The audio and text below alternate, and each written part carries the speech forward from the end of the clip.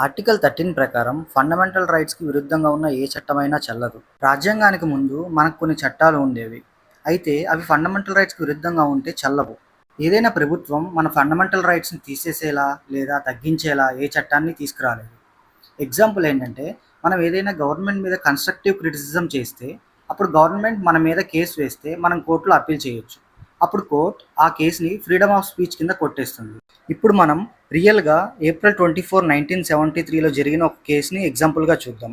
ఆ కేస్ ఏంటంటే, Kesavananda Bharati versus state of Kerala.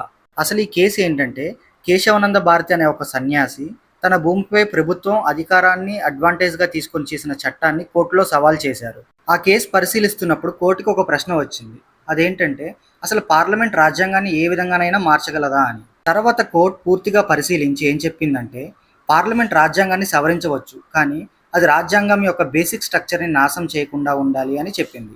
Basic structure అంటే democracy, fundamental rights, rule of law and courts power. అంటే ఈ democracy, fundamental rights, rule of law and courts power ఈ యొక్క basic స్ట్రక్చర్ని destroy చేసేలా ఏ ప్రభుత్వం ఏ చట్టాన్ని తీసుకురాలేదు.